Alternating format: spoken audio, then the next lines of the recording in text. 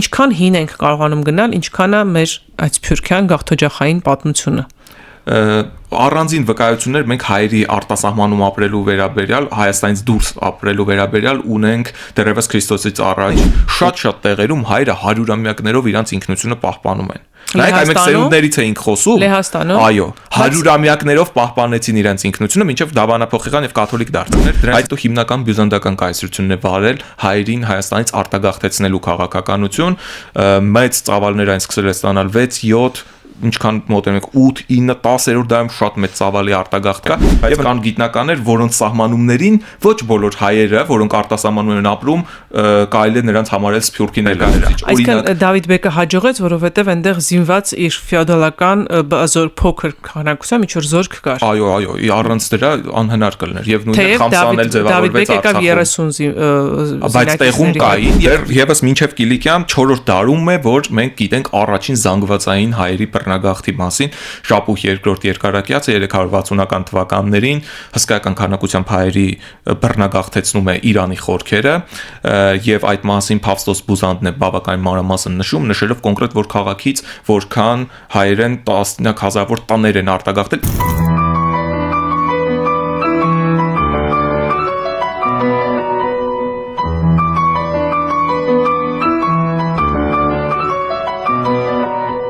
Հանրային ռադիոյի եթերում Արարատյան հայրապետական թեմի ինքնություն հաղորդումն է, բարև ձեզ, ես Նոյեմին եմ։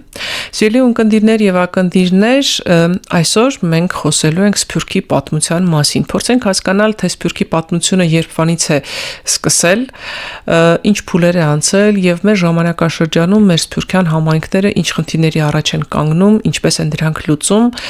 Մի խոսքով այսօր խոսելու ենք ամեն ինչ Սփյուռքի մասին։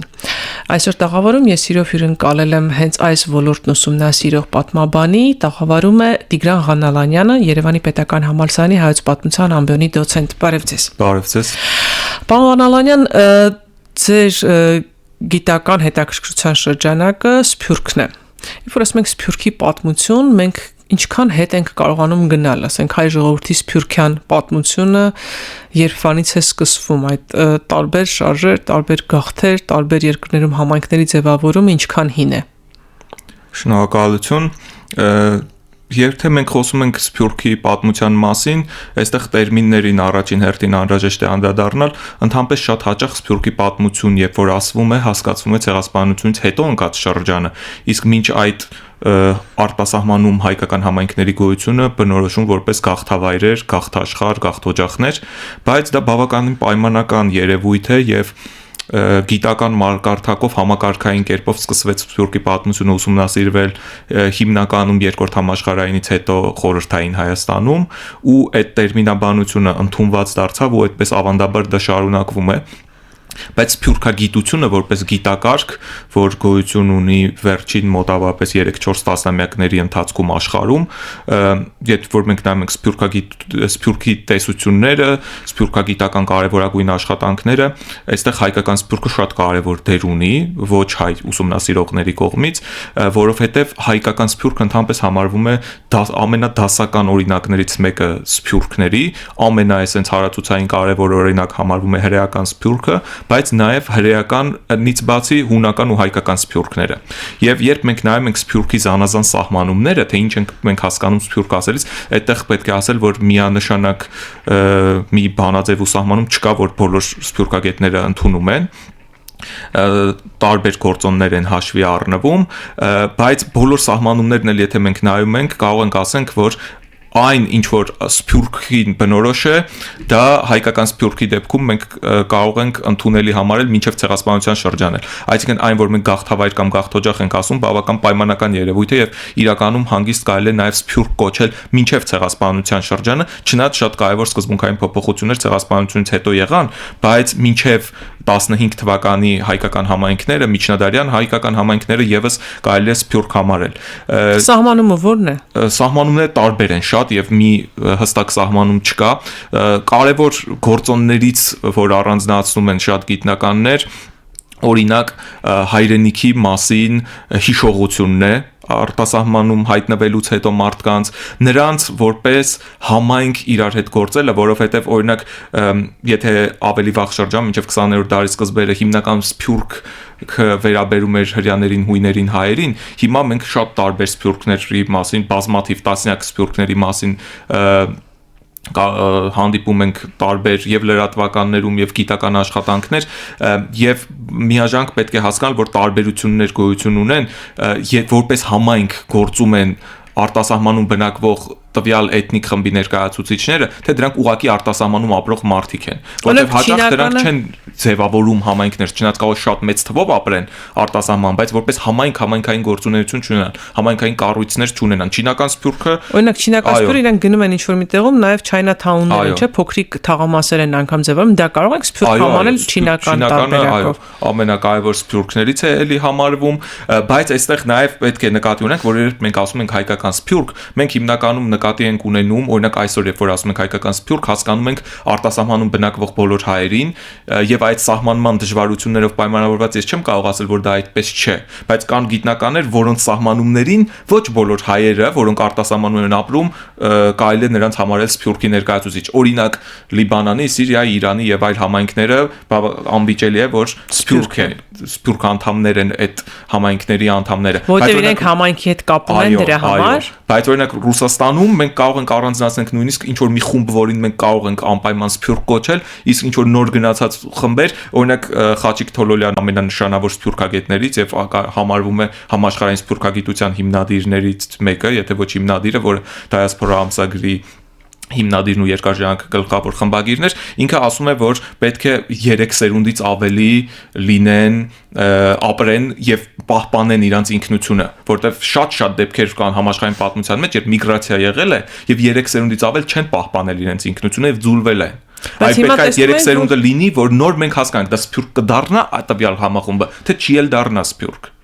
Դա համար այդ սահմանման հանգամանքը բավական բարդ է։ Մեր ընկալման մեջ ինչպես ասացիք, որ նույնիսկ եթե մի ընտանիք գնացել է դրսում ապրելու, մենք իրենց էլ ենք սփյուռքահայ համարում, սփյուռքի ներկայացուցիչ, բայց եթե իրենք համայնքի անդամ չեն, համայնական կյանքում ակտիվ չեն, ապա սփյուռքի անդամ չեն։ Ես ասում եմ, դա այնպիսի հարց է, որ գիտնականները ուղղակի հստակ մի բանաձևի մի սահմանման չեն եկել, կան տարբեր մոտեցումներ։ Մենք հանրային խոսքում, երբ որ ասում ենք սփյուռք, ոչ գիտական, ընդհանրապես հասկանում ենք բոլորին, ովքեր դուրսն են։ Եվ այդպիսի մի նույնիսկ գիտական հայկական սփյուռքի վերաբերյալ հստակ ինչ որ սահմանում չկա, որ մենք ասենք, որ այս խումբը հստակ սփյուռքի անդամ չի, իսկ այս խումբը հստակ սփյուռքի անդամ է։ Օրինակ կարևոր է նաև համարվում այդ սփյուռքի գործոններից, որ մենք կարող ենք առանձնացնել որպես սփյուռք, հայրենիք վերադառնալու մասին հիշողությունը եւ կարող է դա նույնիսկ օրինակ հրեական սփյուռքի դեպքում շատ երկար դարերով ապրեն արտասահմանում, բայց այդ գաղափարը լինի, որ պետք է իրենք հայրենիք վերադառնան։ Բայց կան գիտնականներ, որ դա չեն համարում պարտադիր։ Հայկական սփյուռքի դեպքում էլ օրինակ եթե մենք նայում ենք ցեղասպանությունից հետո առաջին սերունդի մոտ շատ ավելի վառ արտահայտված այդ գիտակցումը, որ պետք է հայրենիք վերադառնան, իսկ հիմա արդեն օրինակ այդպես չի շատ մեծ թվով սփյուռքի ներկայացուցիչների կողմից արդեն այդ ընկալումը պարտադիր իրենք պետքա վերադառնան Հայաստան շատ-շատերի մոտ գոյություն չունի եւ այստեղ իհարկե շատ մեծ խնդիրներ կան, որտեղ ուսումնասիրությունները բավականին քիչ են, որպիսի սոցիոլոգիական մանրամասն ուսումնասիրություններ լինեն, բայց նույնիսկ եթե զանգվածային այդպիսի ուսումնասիրություններ լինեն, մենք միևնույն է բոլորի վրա տարածել դա չենք կարողանա եւ այդպես ընդհանուր գլոբալիզացիան է պատճառը, որ այլևս մարդիկ տենց հայրենիք, մենակ հայերի պարագայում հայրենիք վերադառնալը նպատակ կամ երազանքի նման չի։ Շատ գործոններ կան, առաջին հերթին պատկերացնենք, օրինակ ցեղասպանությունից հետո գնացած գաղթականները շատ ծանր վիճակում են հայտնվում, շատերը գյուղացիներ են, որոնք հայտնվում են քաղաքում, զբաղմունքի հարց կա, լեզուն շատերը չգիտեն, դեռ մերձավոր արևելքում զգալի մասը թուրքախոսեր, ինչպես արաբական երկրների բնակչության զգալի մաս եւ թուրքերենով հաղորդակցվելու խնդիր առանձնապես չկար, բայց օրինակ եվրոպական երկրներում, Ամերիկայում եւ այդ այն կենսապայմանները, այն աշխատանքը, որ կարող են նկատել, հիմնական շատ չարքաշ ծանր գործով են զբաղվում, մեկ, երկրորդ նոր իրենք անձամբ ապրել են իրանց հայրենիքում, բռնի վտարվել են այնտեղ ցեղասպանությունից հետո, ցեղասպանության հետևանքով ու դրա համար կա շատ մեծ ցանկություն վերադառնալ, բայց արդեն նրանց երեխաները ծնվել են տվյալ երկրներում, արդեն ստացել են շատերը կրթություն տվյալ կրթական հաստատություններում եւ լեզվին տիրապետում են, ավելի ինտեգրված են, երրորդ սերունդը արդեն շատ ավելի ինտեգրված է, 4-րդ 5-րդ սերունդները շատ ավելի ինտեգրված են եւ պատկերացնել, որ կթողնեն օրինակ Արգենտինա գնացած ենթադրենք 1920-ականներին հայերը իրենց գործը ամեն ինչը արդեն հայերենին օրինակի համար Արգենտինայում ընդհանրապես Լատինական Ամերիկայում շատ շատերը լավ հայոց լեզվի չեն տիրապետում կամ շատ չնչին գիտելիքներ ունեն հայերենի վերաբերյալ ու եթե նրանք կենցաղնել շատ կարող է մարդը ինքն իրեն հայ համարի, բայց շատ հանգամանքներով մենք դժվարանանք պատկերացնել, ասենք մեր հանրության շատ զգալի մասի համար, որ նա հայ է, որտեղ ոչ հայերեն լեզու գիտի, կարող է ոչ եկեղեցի գնա, ոչ մի բան համայնքային գործունեության մեջ ակտիվ չլինի։ Մենք ընդհանուր երբ որ մեծ մահվանդ մենք ընդհանրապես Սփյուռքի մասին խոսելը սիրում ենք շատ մեծ թվեր հնարավոր, եթե կան տարբեր տարբերակներ, ոչ թե խորանալ թե որ թիվն ավելի իրականության մոտ այլ մեծը ընտրել, մենք հաշվում ենք նրանց որպես Սփյուռքի անդամ, բայց այդ մարդը որ հայրենադարձվի, ըստ որում մոտիվացիա չունի հայրենադարձ մանավանդ որ նա կարող է իր ինքը սերում է այն թափից, սիսից, չգիտեմ, Ուրֆայից, ոչ թե այսօրվա Հայաստանի Հանրապետության տարածքից, այդ էլ բարդ հանգամանք կա, հայրենիք ինչն են համարում Սփյուռքի ներկայացուցիչները, որն են համարում իրանց հայրենիքը, կան շատերը, որոնք համարում են այսօրվա Հայաստանի Հանրապետությունը իրանց հայրենիքը, բայց կան ընկալումը հայրենիքի, այդպես որոշումով ինչ որ սահմանում չի, որ հրաման եղավ ու բոլորը էս են համարում։ Կան մարդիկ, որ իրանց հայրենիքը կոնկրետ համարում են Կեսարյան, կոնկրետ նույնիսկ այսինքն Արևմտյան Հայաստանից դուրս կարող է տարածքներ, որտեղից իրանք գնացել են կամ Վանը, Կարինը եւ այլն, բայց այսօրվա Հայաստանի Հանրապետությունը երկակի ընկալում կարող է իրանց մոտ լինի։ Կան մարդիկ, որոնք 5-րդ սերունդը ծնվել են Արգենտինայում, Ֆրանսիայում եւ հայրենիք իրանց համարում են Ֆրանսիան կամ Արգենտինան։ Իրանք իրենց համարում են հայկական ծագմամբ մարդիկ, բայց իրանց հայրենիք համարում են տվյալ երկիրը, որում ծնվել են արդեն, եթե 4-րդ, 5-րդ սերունդի մասին է խոսքը գնում։ Առաջին սերունդի դեպքում բնականաբար այդպես չի։ Այդպես շատ ժամանակը եւ իհարկե այդ ձերած գլոբալիզացիան եւ ընդհանրապես մարդկանց կյանքի տեմպի արագացում, գիտության եւ շատ ոլորտներ ինչ փոփոխություններ եղան 20-րդ դարում եւ մինչեւ հիմա այս 21-րդ դարի առաջին քառորդում, այդ ամեն ինչը բնականաբար մեծ ազդեցություն ունենում է։ Դա չի մյուս կողմից երբեմն հակառակ ազդեցություններ է ունենում, տեղեկատվության ավելի բաց հասանելիություն եւ այլն, երբեմն 4-րդ նույն 5-րդ սերունդի մարդիկ, որոնք Ամերիկայից գալիս են, հայրենադարձվում են Հայաստան կամ նույն Արգենտինայից, բայց իհարկե շատ ավելի քիչ թվով մարդիկ են։ Մի հանգամանք էլ կա, դուք նշեցիք, որ այն մարդիկ, ովքեր բռնի էին տեղահանվել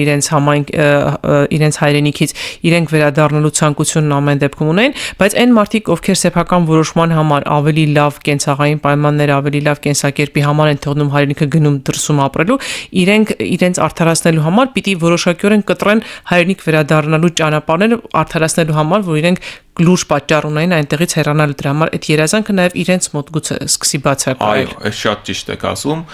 Իհարկե ցեղասպանությունից հետո կամ մենք ավելի վաղ շրջաններում էլ կարող ենք նայենք եւ կան այդպիսի դեպքեր բռնագաղթի,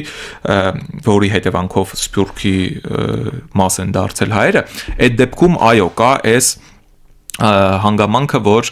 շատ ավելի մենք կարող ենք տեսնել, որ ցեղասպանությունից հետո գնացած մարդկանց մոտ այդ եւ նրանց նույնիսկ սերունդների դեպքում քան այն մարդիկ, որոնք Հայաստանը իրենց կամքով են լքել, չնայած ձեզ ասեմ, որ երբեմն այլ հակառակն ենք մենք տեսնում, նույն օրինակ 90-ականներին Ռուսաստան արտագաղթածները երբեմն կամ նրանց երեխաները ցանկություն ունեն կամ ոմանք նույնիսկ հայրենադարձություն, իհարկե այդ դեպքերը բավականին սահմանափակ են եւ ընդհանուր առմամբ ձեր ասած հանգամանքը գոյություն ունի, որ երբ որ դու քո կամքով ես լքում, ոչ հարկադիր պայմաններում, երևի թե հոգեբանական էլ այնպիսի մարդու ներսում իրադարձություններ են տեղի ունենում, որ ավելի հեշտ լինի այդ երբ որ դու քո կամքով ես այն որոշում ես կայացնում լքելու, հետո հայրենադարձվելու ցանկությունը, չնայած կախված է շատ տարբեր հանգամանքներից, ինչքանով հաջողվեց ինտեգրվել տեղում, ինչ աշխատանք գտան օրինակ այս միգրանտները եւ նրանք կան մարդիկ, որ այդպես Սփյուռքի անդամ այդպես է չդարձան, միգրանտ եղան որոշ ժամանակ, հետո հետ եկան Հայաստան կամ գնացին արտագաղթեցին այլ որևէ երկիր։ Եվ այդպիսի շատ հետաքրքիր տարբեր օրինակներ կա, եթե մենք ընդհանրապես նայում ենք Սփյուռքի առաջացումը, այ մենք խոսեցինք տերմինաբանության մասին, բայց եթե պատմությանը փորձենք հակիրճ անդրադառնալ, հայերի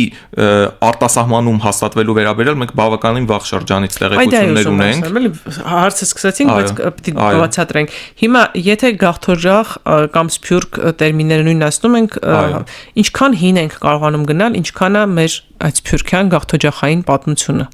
Առանձին վկայություններ մենք հայերի արտասահմանում ապրելու վերաբերյալ, Հայաստանից դուրս ապրելու վերաբերյալ ունենք դեռևս Քրիստոսից առաջ, օրինակ կա Դարեհ առաջինը, երբ որ 6-րդ դարում բազմաթիվ տարածքներ ապստամբեցին Աքեմենյան Պարսկաստանի դեմ 522 թվականին, նա ուղարկում է Հայաստանում ապստամբությունը ճնշելու Դադար Շիշ անունով հայի, որը Բեյստունյան նշանավոր արձանագրություն գրված է, որ ազգությամբ հայ է։ Հիմնականում այս վաղ շրջանում առանձին ինչ որ զորավարներ պետական գործիչներ են, բայց համայնքներ չեն։ Ինչ որ տեղեկություններ մենք ունենք, որ Տիգրան Մեծի նվաճումների ժամանակ առանձին հայեր եղել են, որոնք սկսել են հաստատվել են այլ տեղերում պետական կառավարումն ապահովելու համար, եւ կան նաեւ վկայություններ, որ Կիլիկիայում էլ են օրինակ հաստատվել, բայց իհարկե Կիլիկիայում այն հայերը, ովքեր հաստատվել են Տիգրան Մեծի ժամանակ, դրանք չեն մնացել եւ 11-րդ դարում, երբ որ ստեղծեց պետություն Կիլիկիայում, այդ հայերը արդեն վաղուց ծուլվել էին եւ հետո գնացած հայեր են։ Կիլիկիան էլ ինքը արդեն Սփյուռքի արդյունք է։ Այո։ Հայաստանը լքած, Արցախից, Ուտիկից գնացած հայերի տոհմեր էին, որոնք այնքան մեծացան, այնքան ուժեղացան, որի վերջո սեփական պետությունը հայտարարեցին 11-րդ դարում այնտեղ։ Այո, դեռ եւս մինչեւ Կիլիկիան 4-րդ դարում է, որ մենք գիտենք առաջին զանգվածային հայերի բռնագաղթի մասին, Շապուհ II երկարակյացը 360-ական թվականներին հսկայական քանակությամբ հայերի բռնագաղթեցնում է Իրանի խորքերը, եւ այդ մասին Փավստոս Բուզանդն է բավականին մանրամասն նշելով կոնկրետ որ քաղաքից որքան հայերեն տասնյակ հազարավոր տաներ են արտագաղթել, իհարկե Փավստոս Բուզանդը ինչպես շատ միջնադարյան պատմիչների համար է բնորոշ չափազանցնում է թվերը, բայց ակնհայտ է որ ահռելի քանակությամբ հայեր, իդեպ նա նաև նշում է որ մեծ թվով հрьяաներ արտագաղթեցին, որոնք պիտի որ Տիգրան Մեծի եւ Արտավազ II-ի արշավանքների ժամանակ Հայաստան բերված հрьяաները լինեին, նրանց էլ են տեղափոխում Իրանի խորքերը, բայց օրինակ այս 4 դամ չնայած կա մասսայական արտագաղթ հայերի բռնագաղթ Իրան, բայց այս հայերը չեն, որ իրանահայերների նախնիներն են, այսօր որ նրանք էլ են զուլվել։ Այո։ Մի րոպե, 4-րդ դարի տեղահանված են արդեն զուլվել էին եւ 17-րդ դարում 1604-ին Շահ-Աբբասի այդ տեղահանությունից հետո ձևավորված նոր հայկական համայնքեր։ Չնայած Իրան այո, ճիշտ եք ասում, բայց Իրան մինչև 17-րդ դարը ու Շահ-Աբբասն էլ բավական մեծ թվով հայեր գաղթել են, օրինակ 10-11-րդ դարին, հիմա դրան մինչև անդրադառնալը ասեմ, որ սա 4-րդ դարն էր, դրանից հետո հիմնական բյուզանդական կայսրությունն է վարել հայերին Հայաստանից արտագաղթեցնելու քաղաքականություն, մեծ ծավալներ այն սկսել է ստանալ 6-7 ինչքան մոտենենք 8-9 10-րդ դարում շատ մեծ ծավալի արտագաղթ կա եւ ընդհանրապես ինչի էին բյուզանդացիները արտագաղթեցնում հայերին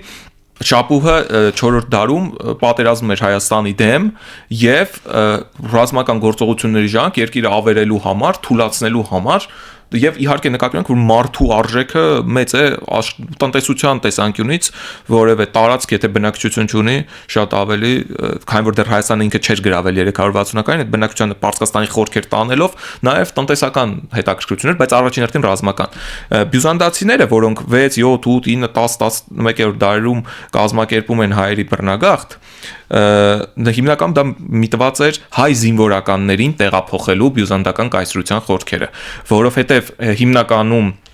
ֆեոդալները ինչով են զբաղվում ռազմական գործով ֆեոդալներին տրվում են տարածքներ որպեսզի նրանք ռազմական ծառայություն իրականացնեն ընդհանրապես նրանք Հայաստանի տարածքում էին իրականացնում բայց հիմա բյուզանդացիները շատերին տեղափոխում են Թրակիա, Բալկաններ, երբեմն Աֆրիկա, երբ որ Աֆրիկայի հյուսիսը գտնվում էր բյուզանդացիների վերահսկողության տակ, որպեսզի նրանք ռազմական ծառայություն իրականացնեն ու դա ընդհանրապես կայսրությունների համար բնորոշ երևույթ է կազմակերպել բռնի միգրացիա եւ քո մի փոքրամասնությանը տանել բնակեցնել այլ քո ենթակա միատար էթնիկ խմբի շրջանում, որովհետև ենթադրելի է, որ օրինակ հայերը չէին մերվի բուլղարացիների հետ, որոնք պայքարում են բյուզանդացիների դեմ, այլ կլինեն ոնց որ կայսրության գործակալները, որոնք կապահովեն կայսրության իշխանությունը այստեղ,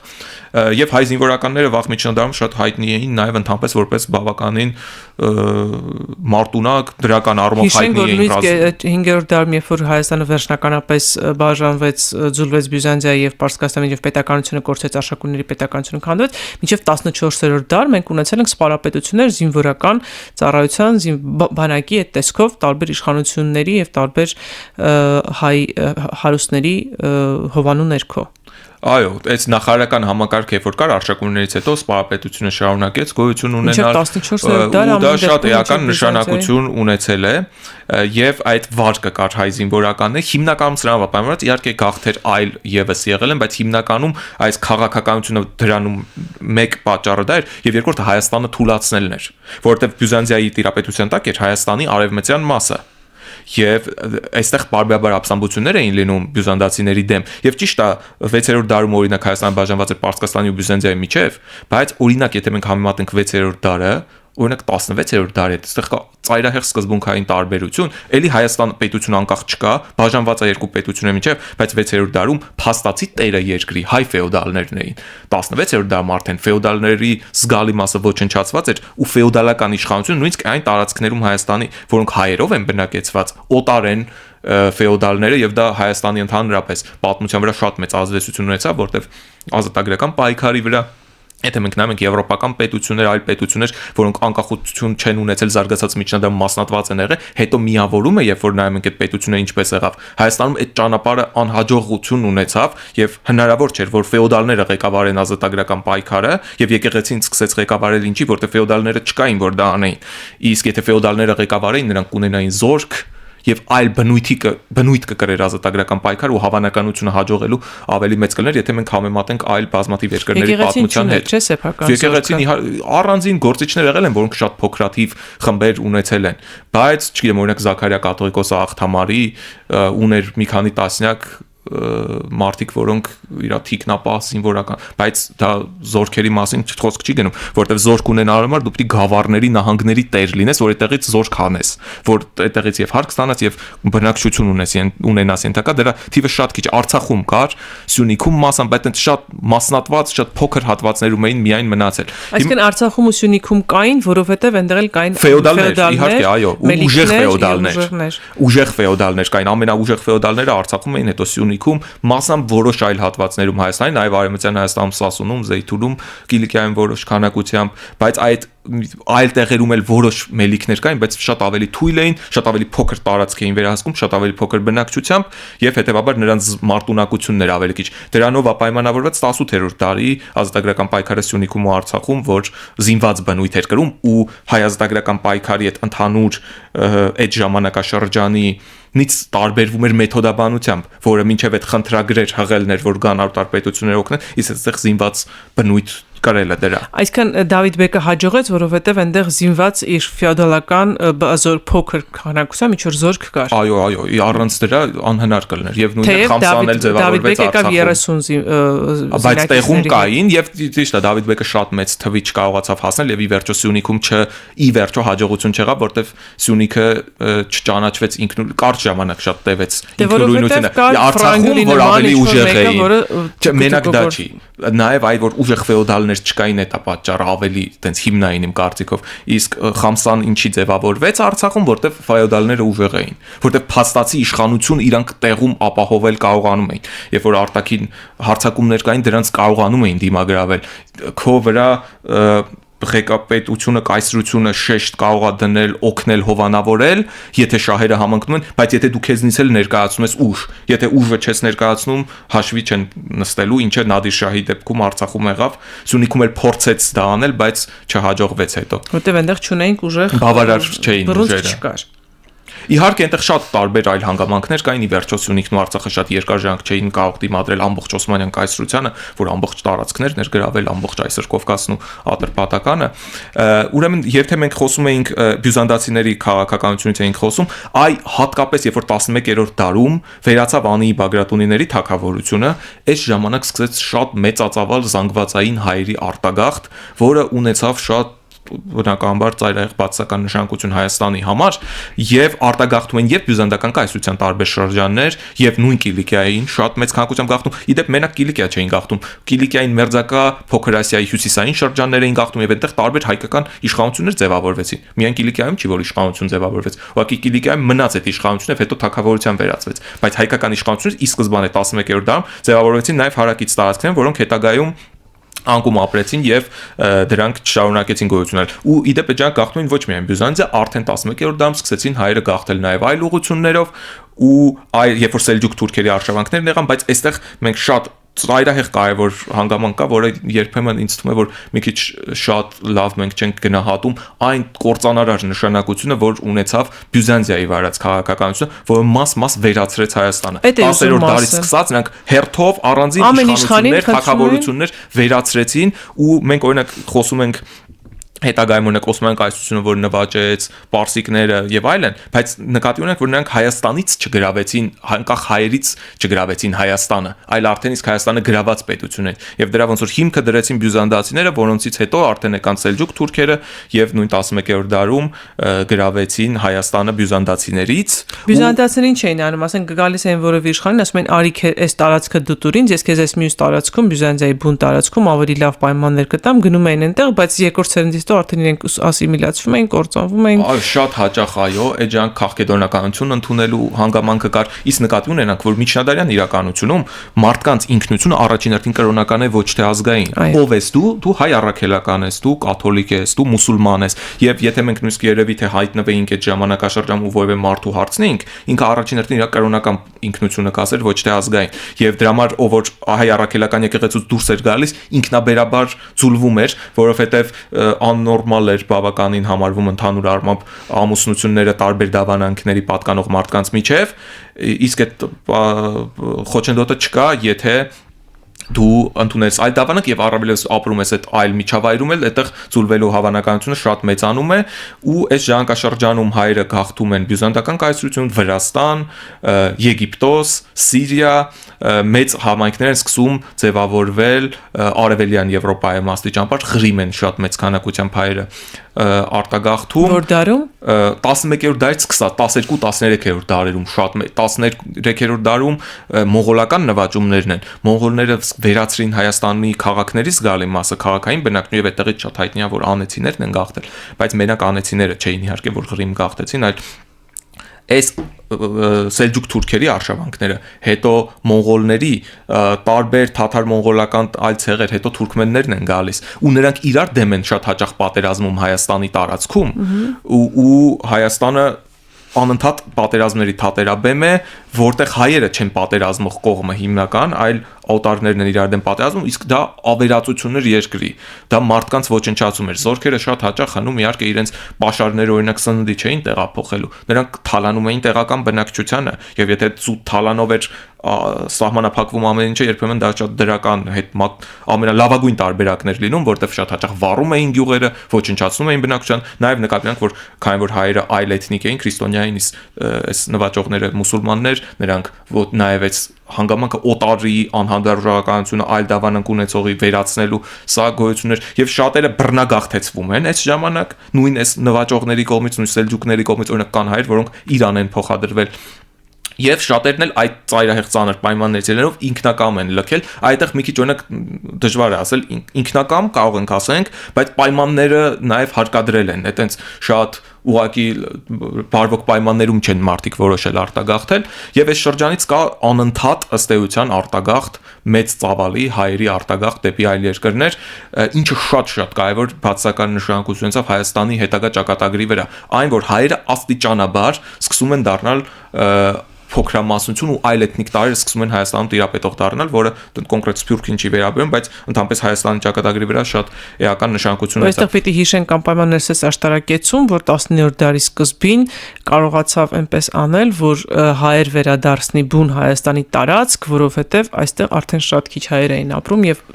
հայկական չէր դառնում։ Ճիշտ եք ասում, բայց դրանից մեծապես շահեց արդյունքում մոտավորապես այսօրվա Հայաստանի Հանրապետության տարածքը ոչ միայն բայց դրանից տուժեցին հայկական այլ շրջաններ, որտեղ ձեզ ասեմ, որ այս ներսես աշտարակեցու ժամանակ 1926-28-ի ռուս-պարսկական պատերազմի եւ 28-29-ի ռուս-թուրքական պատերազմից հետո զգալի մասը, որ Հայաստանի այսօրվա տարածք եկան, կամ հայկական մարզ ավելի ճիշտ են ժամանակ ձևավորված, մեծ մասը հայկական մարզ եկավ, չնայած նաեւ Ջավախք օրինակ էրզրումցիները գնացին նրանք գալիս էր հիմնական մասը Հայաստանի տարածքից Հայաստանի մի տարածքից կդեղափոխվում էին Հայաստանի ուրիշ տարածք Էրզրումից եկան Ջավախք, Կարսից Շիրակ, Ալաշկերտ Բայազետից եկան Սևանի ավազան եւ Պարսկահայքից եկան հայկական մարզի տարածք հիմնականում Պարսկահայքից, որը պատմական Հայաստանի տարածք է։ Հա, բայց այսինքն դրա հետևանքով է, որ մենք եթե դուք նայեք 19-րդ դարի վերջում կուսակցություններ են ձևավորում զինված հայազատագրական պայքար, ոչ Պարսկահայքի հարցը չի բարձրացնում, ինչի, որտեղ Պարսկահայքում հայերը դարձել են փոքրամասնություն, ինչի են դարձել փոքրամասնություն, որտեղ 26-28-ին Պարսկահայքում ո՞նց էին հայտնվել 17-րդ դարում Շահ Աբասի տարած բանով։ Շահ Աբասի բռնագաղթը տեղափոխեց նա ինչ որ քանակություն նաև պարսկահայք, բայց զգալի մասը տեղափոխեց Սպահան քաղաքի մոտ, Չարմահալի գավառ, Փերիա եւ խորքերը, այո, Սպահանի մոտ ճյուղան կառուցեցին։ Խորքերը Իրանի, իսկ պարսկահայքը դա պարսկահայք նահանգն է,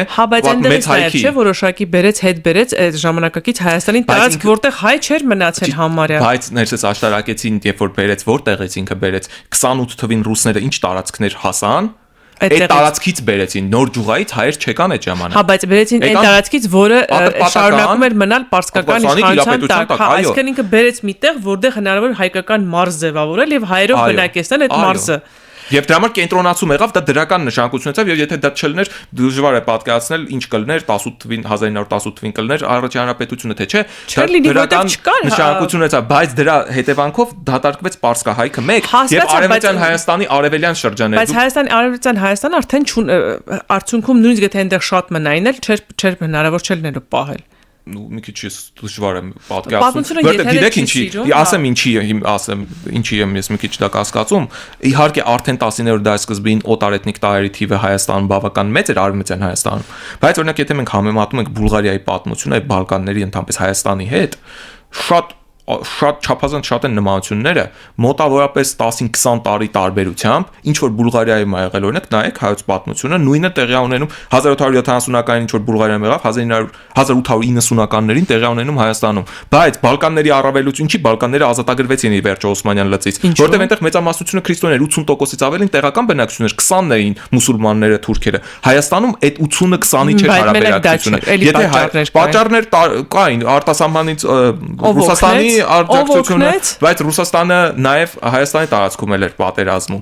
Համենայնպես ես չեմ ասում չէր պատերազմում, բայց Բալկանները ինչու հաջողեցին կամ Բուլղարիան ինչու հաջողեց։ Ժողովրդագրական գործը ժողովրդագրականից բացի նաև ունեցան աջակցություն, հստակ աջակցություն, նաև ռազմական աջակցություն։ Այո, բայց Հայաստանը եթե ունենար արևմտյան Հայաստանը 90-95% հայկական բնակչություն էր, դուք նայեք ազատագրական պայքարը որ ծավալվում է, ինչի է երկու անգամ ապստամբություն Սասունում լինում 1894 ու 1904, նպատակը ո՞րն էր կուսակցությունը եւ արմենականների հետո դաշնակցությունն եկավ դրան, որ պետք է ընդհանուր ապստամբություն բարձրացնեն ամբողջ արևմտյան Հայաստանում, ընդհանուր ապստամբությունը հնարավոր չեղավ, որովհետեւ երբ որ դու Կարինի մի թաղամասն ես զբաղացնում, Սեբաստիայի մի թաղամասն ես զբաղացնում, դու պետության դեմ ես ապստամբում, լինելով այդ քաղաքներում փոքրամասնություն չես կարող դա անել։ Լեռնային առանձին շրջաններում Մաղաքի arczepiskopos Օրմանյանին լսել, ասում էր շատ զավակներ ունեցեք, մեծացրեք, քանակով մեծացրեք, որ հետո կարողանաք ինչ որ հարց բարձրացնել։ Այդ մարդուն կապում էին ձիու պոչից եւ քարշ էին տել, ասում են դու չես ուզում մեր հայկական։ Համենայնպես, բայց եթե 95%-ը հայկական բնակչություն լիներ, ես կարծում եմ, որ եւ ցեղասպանություն անելը շատ այլ կլներ, հնարավոր այնպես ինչպես տեղի ունեցավ, դա անհնար կլներ այդ կերպ իրականացնել։ Նույն այդ ինքնապաշտպանությունների օջախները ինչի տենց առանձին կտորներում տեսնում ենք, որ կան, բայց եւ էլի հաջողություն զգալի մասը չունեցան, եթե միատար հայկական բնակչություն լիներ, բավական այլ կլներ ընդհանուր պատկերը եւ այստեղ իհարկե շատ կարեւոր նշանակություն ունեցան այս հանգամանքում թուրք-պարսկական պատերազմները, որ տեղի ունեցան 16-րդ դարում, 17-րդ դարի առաջին կեսին, որի հետևանքով հսկայական քանակությամբ մենք շահաբասն ենք ասում, բայց համանման բռնագաղթեր կազմակերպել են եւ թուրքերը եւ պարսիկները այլ գաղթեր են կազմակերպել ու դրա հետևանքով աստիճանաբար հայերի թիվը քչանում է, իշխանությունը ֆեոդալական անցնում է մուսուլման ֆեոդալներին նաև դավանափոխ եղած նախկին հայ եւ բռնի դավանափոխությունն սկսում տարածվել եւ այս պատճառով շատ ծանր կացություն է ստեղծում, բայց եթե մենք Սփյուռքին վերադառնալով խոսենք այս շրջանի մասին, շատ հետաքրքիր տարբերություն գոյություն ունի, եթե մենք հետագա շրջանի հետ ենք համեմատում, եթե նայեք օրինակ Լեհահայ համայնքը կամ այլ համայնք, Ղրիմը, մյուսները այս ժամանակաշրջանի շատ տեղերում հայրը հարյուրամյակներով իրանց ինքնությունը պահպանում են։ Նայեք, այմեք սերունդներից էինք խոսում։ Լեհաստանում։ Այո, հարյուրամյակներով պահպանեցին իրենց ինքնությունը, մինչև դավանափոխ եղան եւ կաթոլիկ դարձան։ Բայց հետո դավանափոխությունից հետո արդեն ասիմիլացվեցին եւ էլ չկա հայկական այն համայնքը, որը կար մինչև այդ 300-400 տարի, հիմա չկա։ Այո, բայց այդ մինչև այդ գոյություն ունեցած հանգամանքն է շատ էական եւ հենց այն ինչ որ հետո էլ եղավ դրա ապացույցն է, որ ապրում էին որպես կրոնական փոքրամասնություն։ Հետո դադարեցին, երբ որ դավանափոխ եղան, կրոնական փոքրամասնություն չեն։ Արդեն որպես մարգինալ խմբեր են ապրում եւ հայերը եւ հрьяաները, հույներն էլ որտեղ եղել են համայնքներ, ինչը բերում է նրան, որ այդ մարգինալացվածը ինչ է։ Հիմնականում շփումները տեղացիների հետ բավական սահմանափակ են։ Ապրում են թաղամասերով։ Երբ որ կա այլ էթնիկ տարր քիչ թե շատ մեծաթիվ, դրանք միշտ առանձին թաղամասերում են ապրում, ոչ թե ընդհանուր քաղաքներում խառը բնակչությամբ։ Հիմնականում քաղաքներում են ապրում, ոչ թե գյուղերում, ինչով են զբաղվում, մեծամասամբ քաղաքներում բնականաբար արհեստներով, նաև առևտրով եւ առևտրականներին իհարկե օտար տվյալ լեզուն պետք էր իմանալ, բայց արհեստավոր մարդը, որը հայկական թաղամասում էր ապրում, սովորում է հայ վարպետի մոտ որպես ենթավարպետ, հետո ինքն էլ մասնագիտանում ավելի, շրջապատը հայկական եկեղեցի,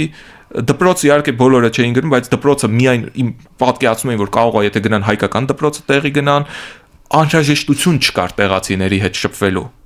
Եվ այդտենց առանձնացած կարող է հարյուրամյակներով մնային եւ նույնը Լեհաստանում զուլվեցին, բայց Իրանում այդ 17-րդ դարում գաղթածները շարունակեցին մնացին։ Որովհետև եթե օրինակ այդ համակարգը շատ էական է համայնքների կրոնական փոքրամասնության, որը միջնադարյան մարդկանց մտածելակերպի հետ նաև շատ կապ ունի, երբ որ աստիճանաբար սկսում են հաստատվել բուրժուական կապիտալիստական հարաբերություններ, շատ բան փոխվում է, հայերին տրվում են շատ երկրներ, եթե նայենք նույն Լեհաստանն էլ, այլ Ռուսաստանում արտոնություններ, որ այսինչ ոլորտները հայերի մենաշնորհն են, որտեղ դա ձեռնտու է պետությանը եւ ձեռնտու է հայերին։ Հետո երբ որ սկսում են կապիտալիստական հարաբերություններ հաստատվել, տեղական էլիտաները տնտեսական սկսում են բողոքել պետությանը, թե ինչի պիտի օտար էթնիկ տարը ունենա մենաշնորհ, դա օգտագործելով մրցակցային հավասար պայմաններ չունենա, օրինակ ռուսական կայացում ռուսներին։ Եվ աստիճանաբար 19-րդ դարում շատ դեպքերում նայած, որ երկիրը երբ ցանցերը կործանվեցին։ Այո, սկսում են հավասար պայմաններ լինել եւ դու հավասար իրավունքներն են ավելի հավասարեցվում, որտեղ այնուամենայնիվ հավասար կրոնական պետություններում, եթե դու այլ դավանանք ունես, դու հավասար իրավահավասար քաղաքացի չես։ Հիմա հավասարեցվում են իրավունքները, բայց դա բերում է ձուլման որպես կանոն եւ արդեն այս ժամանակ շատ ավելի արագանում են ձուլման գործընթացները նույնիսկ այն տեղերում որտեղ տենց հատուկ դավանափոխություն չէր կազմակերպվել ինչպես Լեհաստանում ինքնաբերաբար սկսում է աստիճանաբար ձուլման գործընթաց։ Այսինքն եթե առևտրական ցանցերը մինչև այդ ձեռնտու էին, որտեղ կապիտալիստական համակարգ չկար, հայերին արտոնություններ էին տալու իրենք դա լավ զարգացնեն, բայց երբ որ եկավ այդ կապիտալիստականը, իրենք ասին հայեր դուք մեզ այլևս պետք չեք, մեր ցանցերը կսպասարկեն եւ հայերին կամաց զրկեցին այդ ցանցերից։ Ոչ թե պետք չեք, այլ դուք կարող եք հավասար իրավունքով դուք էլ շարունակեք գործել, բայց այլ հավասար իրավունքի պայման երբ որ հայերի առևտրական որոնց թիկունքում պետություն չկա եւ կա մի առևտրական ցանց, որի թիկունքում պետություն կա, կայսրություն կա, գերկայսրություն կա Բրիտանիայի, ասենք, տեսքով, չես կարող հավասար պայմաններ համարել դրանք։ Իհարկե։ Դա նայած որտեղ, չէ, օրինակ Ռուսաստանում արտոնությունները վերցեցին եւ շարունակեցին շատ մեծահարուստ մեծ ձեռներեցներ կային 19-րդ դարում էլ 20-րդ դարի սկզբում էլ ռուսական կայսրությունում որտեղ գաղութներ Բրիտանիայի Հնդկաստանը բայց ասենք ծովային ճանապարհներով Հնդկաստանից մինչև Իսպանիա գնալու այդ առևտրային ցանցերը որտեղ մի քիչ խնդիրներն էլ այլ էր եթե նպատակն է գաղութացված տարածքա եւ նպատակն է քո հարստահարել այդ տարածքները բնականաբար այդտեղ հայերին ինչի գնան այդ եկամուտները, եթե այդ գաղութացված է, որպեսզի հարստահարվի Հնդկաստանը։ Տրամաբանությունը մի քիչ տարբերվում է, ընդհանրապես իհարկե շատ ես ընդհանուր ենք խոսում, կոնկրետ երկրներում կոնկրետ առանձնահատկություններ բավականին կան։ Ուրեմն այս շրջանի համար բնորոշ է այն հանգամանքը, որ աստիճանաբար հայերի մենաշնորհները վերանում են, ձուլման գործընթացը սկսում է արագանալ եւ եթե մենք հարյուրամյակներով նայում ենք հայերը եւ օրինակ նաեւ հայերին էլ երբեմն կոչում են հрьяաներ էլ առևտրականներ բացասական իմաստով եւ ինչի են շատերը զբաղվել առևտրով որովհետեւ եւ հрьяաներին եւ շատ դեպքերում հայերին չեն թույլատրել զբաղվել այն հիմնական արտոնյալ դրական իմաստ ունեցող զբաղմունքով, որը բնորոշ էր ազնվականությանը, հող ունենալուն, որտեղ միջնադարյան պայմաններում հող ունենալ նշանակում էր իշխանություն ունենալ, զորք ունենալ եւ դու չես թույլ տա որ քո պետությունում գա ինչ որ օտար տար, որը քիչ թե շատ իր մեծ քանակություն ունի, ինչ որ վտանգ կարող է ներկայացնել, եթե դու 10 իրան իշխանությունն ունենա զորք դառնա գործոն քաղաքական, որպես կանոն հայերն էլ հрьяաներն էլ տենց քաղաքական էական գործոն չեն եղել։ Հայերը եղել են շատ կարևոր դերակատարություն ունեցած, օրինակ պալատականներ, արտաքաղաքական քաղաքականության մեջ դիվանագետներ, բայց առանցին քաղաքական գործոն իրանցից չեն ներկայացրել, որը կարող է բացասական նշանակություն ունենա տվյալ երկրի համար։ Ընդհակառակը նվաճել են Բյուզանդիայի հողը, ասել են որ սա իմն է, հայերին զրկել են այդ հողի սեփականության իրավունքից, այդ հողը որպեսզի կարողանար մեծ հարստանալ, մեծ արդյունք ունենալ եւ այլն, պիտի իրենը լիներ եւ ոչ թե հարկերտար եւ ստիպած մարդը զբաղվում էր առևտրով։ Այո, ոչ թե դու ունենաս քո գավառները, նահանգները, որտեղ իր գյուղացիության բնակչության, որից դու հարկ ես ստանում եւ զորք ես հավաքում, ու ունես զորք ինչ որ քանակությամբ։ Եվ այդ արանքում եկեղեցին էր, որ երբեմն կարողանում էր իր գաղավարները, իր գյուղերը ունենալ եւ այդտեղ պահպանել հայկականությունը, դա էլ ասում արյան գնով էր երբեմն կարողանում դա պահել, հայկական հողի վրա հայկականությունը պահող միայն այդ հայ եկեղեցուն պահպանող գյուղերում կամ հողում, իսկ դուրսը մնում է միայն եկեղեցին, այտենց կառույց որպես այդպեսին։ Դրա համար է, որ մենք ասում ենք եկեղեցի, այդ նշանակում է դպրոց, այդ նշանակում է մշակութային կենտրոն, այդ նշանակում է դատական համակարգ, որ իրավունքների պահպան եւ այլն։ Այս ձեր ասացի հետ կապված ճիշտ է, շատ կարևոր է նաեւ նկատել, որ հիմնականում ու միջնադարում լրիվ, բայց նույնիսկ մինչեւ հիմա հիմնականում պետությունները, որ ճանաչում են համայնք, ճանաչում են եկեղեցուն։ Ով է ներկայացուցիչը, նույնիսկ երբ որ կան կուսակցություններ, շատ ակտիվ գործունեություն ծավալող, նույնիսկ եթե փաստացի, տենց վճռական դերակատարություն ավելի կարող են էնել քաղաքական հարցում ունենալ կուսակցությունները, քան եկեղեցին, միևնույնն է ճանաչվում է համայնքի ղեկավարությունը եկեղեցին, որտեվ դու ինչ որ մի հոսանք, ինչ որ մի խումբ չես ճանաչում, այլ ճանաչում ես բոլոր տեղերում իրավական տեսանկյունից ղեկավար միավորը կարող է ճանաչվել եկեղեցին եւ այդպես է մինչեւ հիմա էլ այն երկրներում մանավանդ որտեղ հայերը քիչ թե շատ ինչ որ որպես խումբ ինչ որ կարգավիճակ ունեն, ինչպես օրինակ Լիբանանում, Իրանում, հայերը կրոնական փոքրամասնություն են այստեղ։ Օսմանյան կայսրությունների հետ միլեթների ժողովուրդների համակարգը պահպանվեց շատ տեղերում եւ հայերը ճանաչվում են որպես կրոնական փոքրամասնություն ու պարլամենտում տեղեր ունեն հայերը, 6 տեղ ունեն Լիբանանում, նախարարի տեղ ունեն Լիբանանի կառավարությունում, որը հայ առաքելականներին է տրված, ու այնտեղ կան եւ հայ կաթոլիկներին, եւ ճանաչվում է պետության կողմից։ Իրանում հայ առաքելականները ունեն 2 տեղ պարլամենտում ու դրանց ընտրում են հայերը միայն։ Ընտրում են հայերը միայն եւ Իրանում ունեն հայկական մեծ համայնք, որի ներսում հայերը բավական ազատ են իրենց ազգային սովորությունները, նույնիսկ առանց գլխաշորի եւ առանց պետական այդ կողմից դրած պարտադրանքներ իրականացնելու արտոնություն ունեն իրենց համայնքի ներսում, օրինակ այդ նման ազատություններ։ Տիգրան, Սփյուռքը հսկայական ծավալի նյութ է, հսկայական ծավալի բովանդակություն ենք խոսելու։ Մենք այսօր ավելի շատ խոսեցինք նախաբանը տվեցինք Սփյուռքի պատմության, թե ինչ պայմաններում եւ ինչի արդյունքում են ձևավորում սփյուռքերը։ Մենք կարող ենք օրինակ անել տարբեր հաղորդումներ տարբեր երկրներում ձևավորված սփյուռքի պատմության մասին։ Այդպես ամեն որովհետև ամեն մի համայնք ձևավորել իր պատմություն ունի, նախապայմանություն ունի, իր զարգացման յուրահատկություն։ Որովհետև մենք ասում ենք սփյուռք, ու մեզ թվում է թե ինչ որ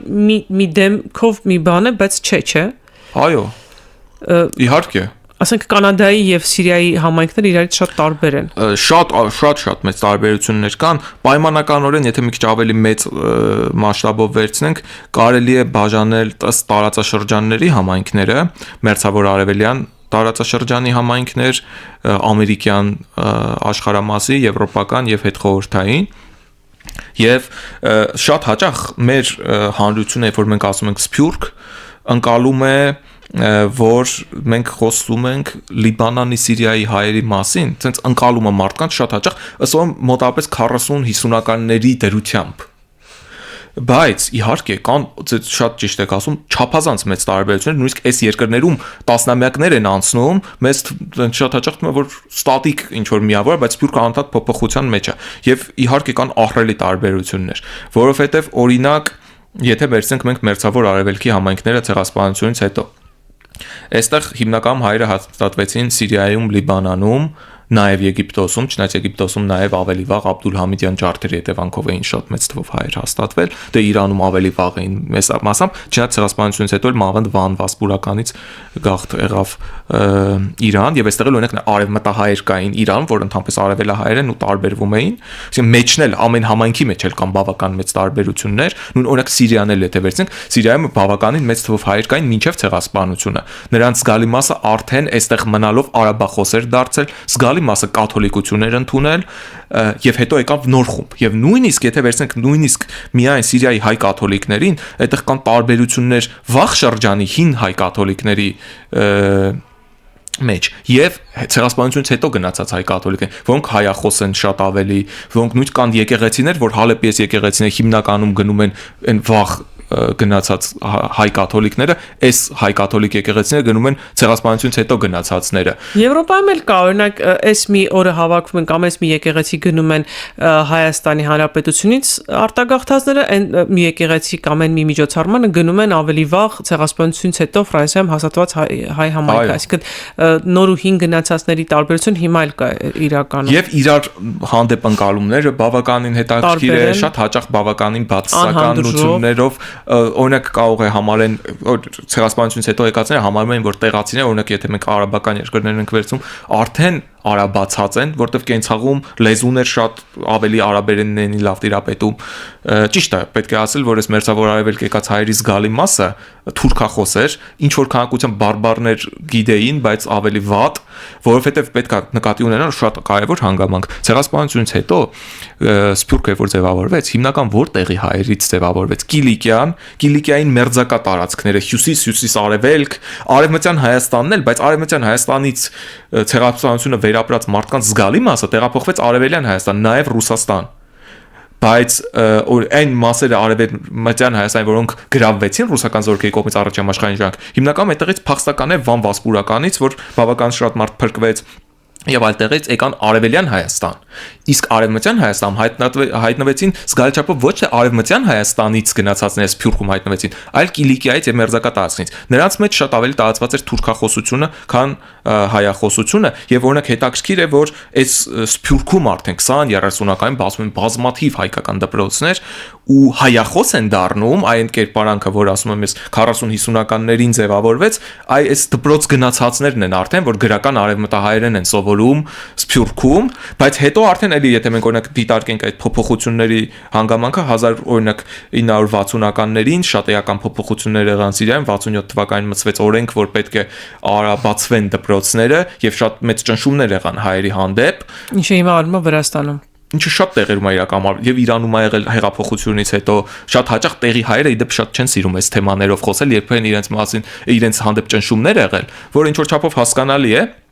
բայց ամբողջական պատմությունը մենք չենք կարող պատկերացնել, եթե դա չենք ուսումնասիրում, որտեղ օրինակ նույն Լիբանանում, Սիրիայում ցեղասպանությունից հետո հայերը այդ մի քիչ այդ միջնադարյան իրականությանը այն նրանով է նման, որ առանձին թաղամասերով են ապրում, տեղացիները շփումը քիչ է, արաբերեն լեզվին վատ են տիրապետում ու առանձնապես չեն էլ ուզում սովորել, որտեղ թուրքերենով այսպես ասած յոլա գնում են տեղում, իսկ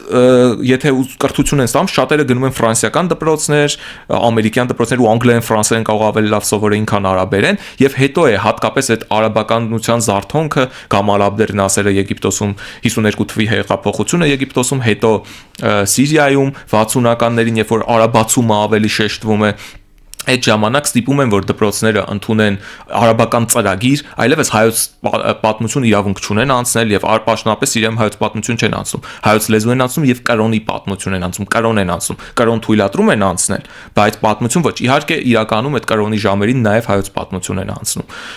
բայց դա բերում է նաեւ նրան, որ աստիճանաբար օրինակ արաբերեն լեզվին տիրապետելը Սիրիա հայերի մեջ շատ ավելի բարձրացավ որակը այդ 60-ականից հետո ովքեր այդ ջանք դպրոց գնացին, բայց դա իհարկե եղավ հայերենի հաշվին եւ որոշ դեպքերում արդեն մարդկանց մտածելակերպը դառնում է արաբական եւ մարդ մի բան է որ իր մտքում արաբերեն է մտածում հետո թարգմանում եւ մի բան է թե հայերեն է մտածում, իսկ մինչեւ այդ նաեւ այստեղ ուրիշ հանգամանք կա բացի պետության պարտադրանքից, մարդկանց մեծ մասը չէր գնում բարձրագույն կրթական հաստատություններ։ Այդ ժամանակ եթե դու հայկական դպրոց ավարտեցիր, արհեստով ես զբաղվելու, առևտրով, քեզ դա բավարար է, բայց եթե դու պիտի բարձրագույն կրթություն ստանաս, հայերենով չես ստանալու բարձրագույն կրթություն, մենակ կար Հայկազյան համալսարանը, որը սկզբում քոլեջ էր Բեյրութում, բայց այնտեղ էլ կրթությունը հիմնականում անգլերեն է, եւ դրա համար նաեւ այդ մղումը առաջացավ մարդկանց մոտ, որ տեղական լեզուները ավելի կարեւոր են եւ պետք է դրանք սովորել, ու օրինակ Լիբանանում այդպիսի ճնշումներ չեղան, ոնց որ եղավ Սիրիայում, ոնց որ եղավ հետո Իրանում, հայկական դպրոցները նույնիսկ ստիպեցին որոշ շրջան, որ մուսուլմանական կրոն ուսումնասիրեն, դպրոցների տնօրենները, օրինակ նույն Սիրիայում պարտադրվեց, որ արաբ լինեն, չնայած ձևական է դա եւ ունեն, մենք գիտենք հայկական անունները, բայց կան պաշտոնապես արաբական անուններով են գրանցված, Բայց աստիճանաբար ուրիշ տեղերում էլ անցում կատարվեց հիմնական լեզուն սկսեց դառնալ տեղական լեզուն ոչ թե հայերենը, այսինքն շատ էական հանգամանք է, որ առարկաները բացի հայոց լեզու, հայոց պատմություն մնացածը անցնում են տեղական լեզվով։ Դու քիմիան, մաթեմատիկան ինչ լեզվով ես անցնում, դա շատ էական մտածելակերպի վրա ազդեցություն անում եւ այլ երկրներում էլ դրանց անցում կատարեցին, ինչպես օրինակ Թուրքիայում էլ սկսեցին անցնել Թուրքիայում Կոստանդնուպոլսում հայկական դպրոցներ բավական մեծ քանակությամբ կան, բայց արդեն մենակ լեզուն են անցնում հայերենով գրականություն, բայց այդ դա ընդհանրապես Զուլմանը իհարկե շատ նպաստող հանգամանք է, բայց մենք դեռ մերձավոր արևելքն ենք ասում, իսկ արևմտյան երկրներում այդ Զուլման գործընթացը շատ ավելի մեծ է, որտեղ դպրոցների քանակը շատ ավելի քիչ է, հիմնական մերձավոր արևելքից գաղթածներն են բացել այդ դպրոցները եւ շատ փոքր մասն է այնտեղ հաճախում, որտեղ շատ թանկ է այնտեղ դպրոց պահել, դու պիտի ամեն ինչ օրինակ Ամերիկայում անցնես անգլերեն, լրացուցիչ հայոց լեզու, հայոց պատմություն կարող ես անցնել, ճնշումները, որոնք արևելքում կային չկան այստեղ, բայց ինքնաբերաբար մարդիկ չեն գնում, որտեղ վարձերը բավական բարձր են, քչերը կարող են գնալ ու հայկական դպրոց գնացողների թիվը շատ սահմանափակ է ընդհանրապես արևմտյան երկրներում։ Իհարկե դեռ երկար կարելի է խոսել, բայց ինձ մի հարց է հետաքրքրում հաղորդման ամենասկզբից։ Ուսանով ամփոփ ենք էլի, ասացինք, որ 20-րդ դարի կեսերին 40-50-ական թվականներին սփյուռքի ուսումնասիրությունը որպես դիսցիպլին շատ մեծացավ։ Խորհրդային իշխանության ներքո, երբ որ փորձում էին բոլոր ժողովուրդներին եղբայրներ սարքել, երբ որ փորձում էին ազգային ինքնությունը երկրորդային դարձնել եւ սովետական քաղաքացիությունը, կոմունիզմ կառուցող բնակչությունը ուժեղացնել, ինչու էր կարևոր սփյուռքի ուսումնասիրությունը զարգացնել եւ պետությունը ինչու էր դրա վրա ուշադրություն դարձնում։ Հետաքրքիր հարց եք տալիս, ընդհանրապես մենք խորհրդային իրականության մասին էլ բավականին կարծրատիպային այո պատկերացում ունենք, որտեղ իրական խորհրդայինի շրջան հսկայական փոփոխություն են եղել տարբեր տարիներին։ Սկզբնական շրջանում ընդհանրապես խրախուսում էր կոլոնիզացիան եւ տարբեր ժողովուրդների, ոչ ռուս ժողովուրդների տեղական մշակույթի ազգայինի զարգացումը։ Հետո սկսեց ռուսական 30-ականների վերջից ռուսական ազգայնականությունը, մյուս կողմից կար ընդհանրապես ազգայնականության նկատմամբ հալածանք սկզբում եւ ինտերնացիոնալիզմ, հետո մանավանդ պատերազմի ժամանակ դա բավական փոխվեց։ Այստեղ կան տարբեր հանգամանքներ, մեկ դա պետությանը ձեռնտու էր, կայսրությունը ռուսական հետաքրքրված էր հայկական սփյուռքով, որտեվ եւ եթե մենք նայում ենք օրինակ արտաքին գործերի նախարարություն այն ժամկվա սովետական, որ երկրներում որ կային մեծ հայկական համայնքներ, այդ երկրների դեսպանատներում կային մարդիկ, որոնք զբաղվում էին հայկական սփյուռքով եւ հաճախ հայեր էին նշանակվում, որտեվ շատ կարեւոր է սփյուռքի մեջ քարոզչություն իրականացնել, հանուն կոմունիստական գաղափարներ եւ օրինակ Լիբանանը նայեք դուք Սիրիա կոմունիստները եւ այլ երկրներում էլ, որտեղ հայեր կան, շատ-շատերը ղեկավարները հայեր են եղել։ Մեկ այս հանգամանքն է եւ գիտական ուսումնասիրությունը էական է, որ դու պատկերացնես տվյալ հանրությունը կներեք որ ընդհանրապես բայց պետությունը կարևորում էր որ իր տարածքից դուրս իր պետության շահի համար կարող է օգտագործել հայկական համայնքները դրա համար ուսումնասիրում էր եւ հասկանում էր ոնց կարող է դա օգտագործել բայց սխալ կլինենք եթե միայն սա ասենք որովհետեւ ընդհանրապես գիտության զարգացումն էլ որ երբ որ սկսեցին ճյուղավորվել տարբեր գիտակարգեր եւ ընդհանրապես նաեւ հայագիտությունը զարգացավ չնայած այդ քաղաքական պարտադրանքը շատ կար բայց ընդհանրապես գիտության զարգացման բել էր սա պայմանավորված որովհետեւ հիմնականում եթե նայենք խորհրդային շրջանում ուսումնասիրվել են գաղթօջախները եւ բավական լավ ուսումնասիրվել են խորհրդային միության տարածքի հայկական համայնքները պատմությունը մինչև ցեղասպանությունը ոչ թե այդ պահի իրավիճակը այլ Ռուսաստանի համայնքները Ղրիմի վերաբերյալ Նոր Նախիջևանի Աստրախան եւ այլն իսկ այս նոր շրջանը արդեն ցեղասպանությունից հետո բավական քիչ է ավելի սովետական ժամանակաշրջանում ուսումնասիրվել բավական քիչ են այդ 5 գաղթավայրերի այդ տերմինը եթե օգտագործենք գաղթավայրերի պատմությունը շատ ավելի